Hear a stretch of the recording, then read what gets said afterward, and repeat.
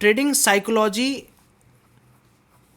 कहने को तो एक रूल होता है ट्रेडिंग साइकोलॉजी, लेकिन दोस्तों इस ट्रेडिंग साइकोलॉजी को समझने से पहले एक चीज़ ये समझिए कि कोई भी रूल, कोई भी साइकोलॉजी, कोई भी माइंडसेट आपको तभी अप्लाई कर सकते हैं या आपकी लाइफ के लिए तभी यूजफुल हैं जब आपके पास मनी हो।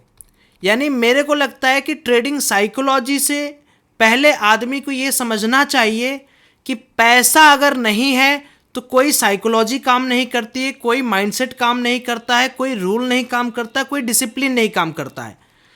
मनी को हम लोग सबसे पहले रखेंगे ट्रेडिंग साइकोलॉजी से।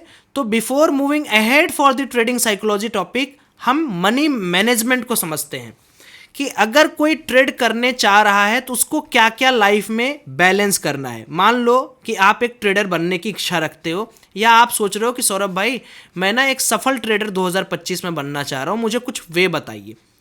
तो अगर आप एकदम सत्य सुनोगे, सत्य मतलब कि उसमें कोई भी मक्खन मलाई नहीं, तो सबसे पहली चीज़ यह है कि दोस्त आपके पास होना चाहिए एक प्रॉपर इनकम सोर्स। वो इनकम सोर्स माइट भी एक्टिव हो, माइट भी पैसिव हो।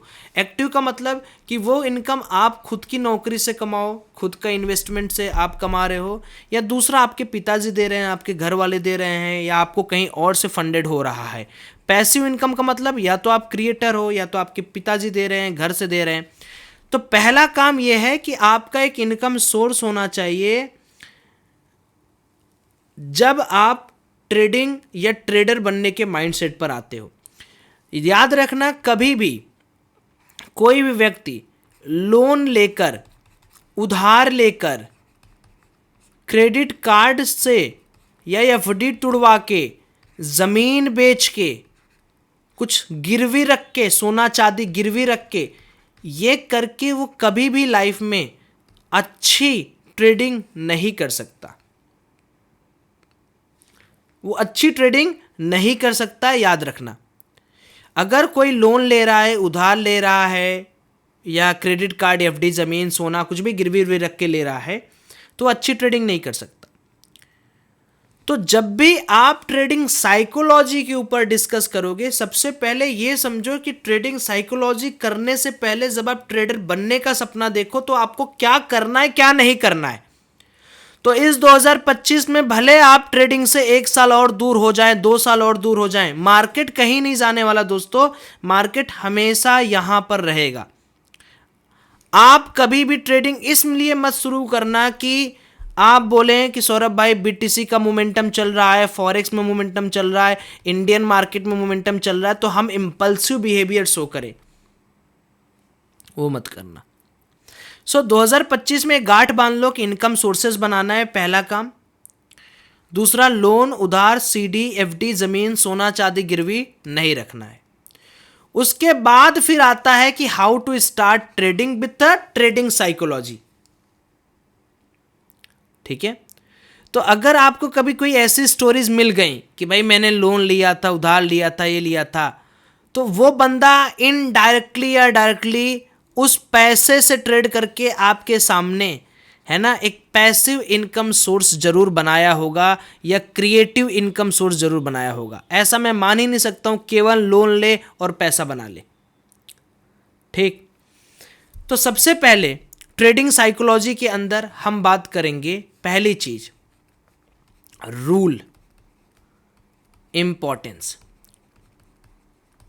अब आप सोच रहोगे कि सौरभ भाई इसमें क्या नया है ना, इंपॉर्टेंस शब्द क्यों लाए। देखो, हर व्यक्ति का ना अलग अलग काम करने का तरीका होता है। कोई किस तरीके से काम कर रहा है वो इसके बिहेवियर पर डिपेंड करता है। हो सकता है कोई बहुत ज़्यादा ट्रेड लेता हो, कोई डरता हो, किसी का पास्ट ट्रॉमा कुछ हो मार्केट को लेकर, कोई 3-4 साल 5 साल पहले मार्केट में आया, उसका बिहेवियर मार्केट के साथ अच्छा ना हो, मार्केट ने उसको बुल रन में भी क्रैश दिया, क्रैश रन में भी बुल दे दिया। तो रूल अलग अलग आदमी के लिए अलग अलग तरीके से अप्लाई करता है।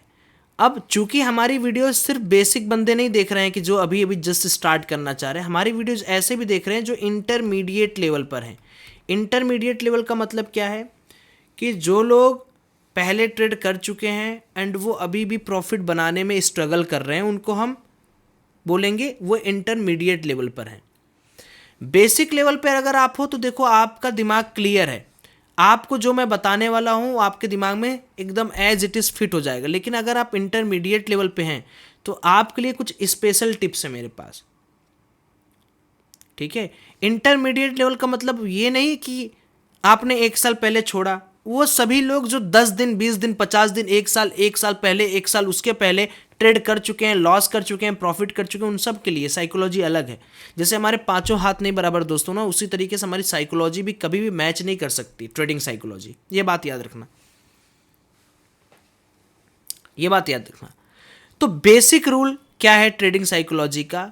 वो पहला रूल ये होता है कि जब भी आप मार्केट के अंदर आते हैं, जो बेसिक प्लेयर हैं, मैं यहाँ प्लेयर लिख दे रहा हूँ ताकि आपको संबोधन बड़ा अच्छे से हो जाए, इंटरमीडिएट प्लेयर के लिए भी हम डिस्कस करेंगे। जो बेसिक प्लेयर है उनको सबसे पहला ट्रेडिंग साइकोलॉजी में ये बनानी है कि आप जब भी कोई भी कैपिटल लेकर आएंगे, आप 2 चीज़ें याद रखेंगे। पहली चीज, या तो समय लेकर आओ, समय लेकर आओ, या तो पैसा लेकर आओ। ये पहला पॉइंट है, और ये सब किताबों में नहीं मिलेगा आपको। किताबों में सिर्फ वही मिलता है जो लोगों को बेवकूफ़ बनाने के लिए यूज किया जाता है कि you can cut your hand, वो बात की बात हो, मैं अभी बताऊंगा, मैं बताऊंगा। ट्रेडिंग साइकोलॉजी का पहला इंपॉर्टेंट रूल ये है कि या तो तुम समय लेकर आओ या पैसा लेकर आओ। इन दोनों को समझाओ कैसे। जब भी एक बिगिनर आता है तो उसके दिमाग में ट्रेडिंग को लेकर क्या अफवाहें फैली रहती हैं कि यार ये तो सबसे बढ़िया धंधा है, ये तो शॉर्टकट मनी बनाने का बड़ा अच्छा है। इंटरमीडिएट वालों को पता चल चुका है कि भैया कितना बढ़िया यहाँ पर आदमी के लगते हैं, तो इंटरमीडिएट वालों को मेरे को ये नहीं बताना है। लेकिन जो बेसिक अभी जस्ट स्टार्ट करने वाले उनके लिए तो भाई समझ लो कि तुम्हें पता नहीं है कि अभी ये ट्रेडिंग क्या चीज़ है। तो तुम ये देखे होगा किसी का 10 करोड़ का प्रॉफिट, किसी का 50 करोड़ का प्रॉफिट, किसी ने $6,000 बनाए, किसी ने $15,000 बनाए, किसी ने $50,000 बनाए। लेकिन तुम ये नहीं जानते होगे, ये नहीं जानते होगे कि ये ट्रेडिंग जो है ये जितना जल्दी आपके ड्रीम को आती है ना, बिगिनर लक यहां पर कहा जाता है कि जब तुम ट्रेडिंग पहले 1-2 दिन स्टार्ट करोगे तुम्हें लगेगा वाह यार मेरा तो प्रॉफिट ही प्रॉफिट हो रहा है, वाह यार मुझे तो बड़ा प्रॉफिट हो रहा है, मैं तो बड़ा खुश बंदा हूं। उसको कहते हैं बिगिनर लक। ठीक है, तो आपको लगेगा आप ही राजा हो, आप तो डेली के 500 बना ले रहे हो, आप तो डेली के 100 बना ले रहे हो, आप तो डेली के 1000 बना रहे हो, ये साला 10,000 प्रॉफिट एक्सपायरी के डे में, आज मैंने क्रिप्टो लिया आज ही मैं राजा हो गया। उसके बाद शुरू होता है bad luck. Bad luck in the sense ये नहीं कि तुम्हें गंवाना ही है, bad luck in the sense कि अभी भी तुम्हारे दिमाग में ये हैंगओवर उतरा नहीं है कि मैं तो 1 मिनट में कमाने वाला बंदा था, मुझे क्या लर्निंग, मुझे क्या एजुकेशन, मुझे क्या प्राइस एक्शन, मैं तो सिर्फ और सिर्फ आने का, कैंडल देख के घुसने का और निकल जाने का। तो याद रखिएगा मार्केट का पहला नियम है कि अगर तुम्हारे पास, तुम बिगिनर हो, अपने पिताजी से बात करो ना, बोलो कि पापा 10 करोड़ रुपया मुझे दे दीजिए मेरे ट्रेडिंग अकाउंट में, या 1 करोड़ दे दीजिए मेरे ट्रेडिंग अकाउंट में, या मुझे 50 लाख दे दीजिए मेरे ट्रेडिंग अकाउंट में। ठीक है, लेकिन बिगिनर कहाँ से शुरू करते हैं? बिगिनर शुरू करते हैं पता है कितने रुपए से? देखो 5,000 से शुरू करके मैंने सौरभ भैया एक दिन में 500 रुपये बनाए थे, फिर अगले दिन भैया मैंने 1,000 रुपये बनाए थे, फिर भैया 2-3 बाद ना मेरा अकाउंट वाइप आउट हो गया, भैया थोड़ी गलती होगी, मैं ओवर कॉन्फिडेंस में आ गया था। ये होता है। तो समय अगर तुम्हारे पास नहीं है तो ये गवा दोगे, क्योंकि लर्निंग कहां से? जब बिगिनर हो तो साइकोलॉजी के अंदर पहले लर्निंग ठूसो, एकदम ठूसो लर्निंग, पढ़ो लिखो, कैंडल बनाओ, चार्ट बनाओ, एजुकेशन लो, प्राइस एक्शन समझो, कैंडल समझो। या पैसे वाले हो तो 50 लाख का एक ट्रेड करो, 10 पॉइंट तो तुम्हारे लिए जाएगा ही जाएगा। मार्केट ऐसा ही चलता है, ऊपर नीचे 10 पॉइंट में निकल जाओ, अपनी स्टोरी खूब बढ़िया से बनाओ, दीवार पर चिपकाओ, yes I am profitable trader. ठीक है, दोनों पॉइंट समझ में आ गया होगा आपको। This is the first trading psychology. पैसा या समय क्या दे सकते हो तुम्हारे ऊपर है। और मुझे लगता है कि यहाँ पर जितने लोग हैं वो बोलेंगे भाई मेरे पास पैसा तो नहीं, लेकिन सौरभ भाई मैं समय दे सकता हूँ। तो समय में ये समझना है कि बेसिक कॉन्सेप्ट मार्केट का क्या है, मार्केट के अंदर प्लेयर क्या है, एजुकेशन क्या है, रियल लर्निंग क्या है, ये समझ डाला तो लाइव झिंगा लाला। सेकेंडली, अब आ जाते हैं मेरे उन सभी भाइयों पर जिन्होंने ट्रेडिंग के इतिहास को अच्छी तरीके से समझ लिया है। उनको पता है कि बबुआ ये जो सौरभ भाई ने भी बात बोली है ये 100% सत्य है। तो इनके लिए क्या है, देखो आपके लिए दोस्तों ना, मेरे पास कुछ ज़्यादा बोलने के लिए नहीं है, सिर्फ यही बोलूँगा कि आप लॉस को अगर भूल जाओ तो अच्छा है। अगर आप लॉस को आज भूल जाते हो तो अच्छा है, बहुत अच्छा है।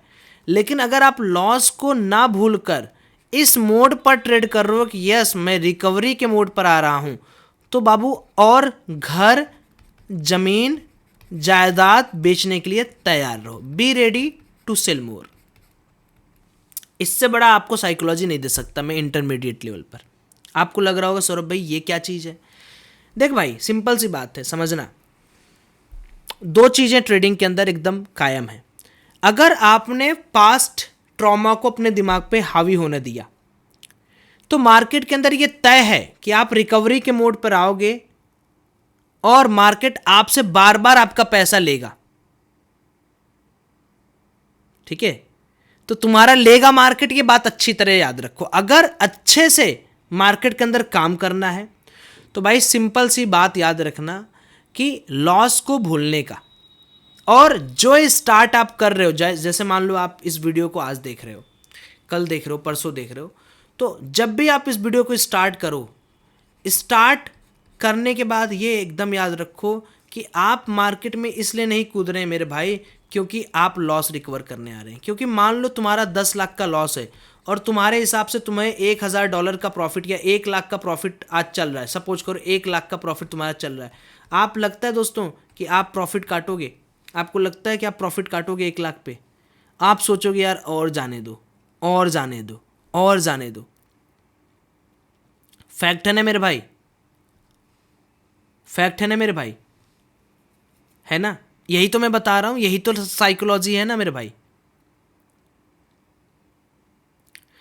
तो 10 लाख लॉस करने वालों को 1 लाख नहीं पचता है, या 1 करोड़ लॉस करने वालों को 1 लाख नहीं पचता है। उनके अंदर ये भूख हो जाती है ना कि मैं तो और कमा लूँ, और कमा लूँ, और कमा लूँ, और कमा लूँ, और वैसा कभी होते हुए दिखता नहीं। सो डिसिप्लिन बहुत इंपॉर्टेंट है। तो पहला पॉइंट, अगर आप चाहते हो कि किताबी भाषा में लिखना चाहते हो, पहला पॉइंट है कि डिसिप्लिन में आपको रहना ही रहना है। Discipline is the most important. Discipline का मतलब कि भाई मेरे पास 1 करोड़ के लॉस हैं, लेकिन अगर मैं 50,000 से भी शुरू कर रहा हूँ तो डेली का कितना % रिवार्ड चाहिए, कितना % रिस्क चाहिए, कितना पे हम कितने % पर C2C यानी कॉस्ट टू कॉस्ट कर देंगे, कितने % प्रॉफिट पर हम ट्रेल करेंगे, ये बात आपके दिमाग में पहले से क्लियर होनी चाहिए। ये बात मेरे भाई आपके दिमाग में पहले से क्लियर होनी चाहिए।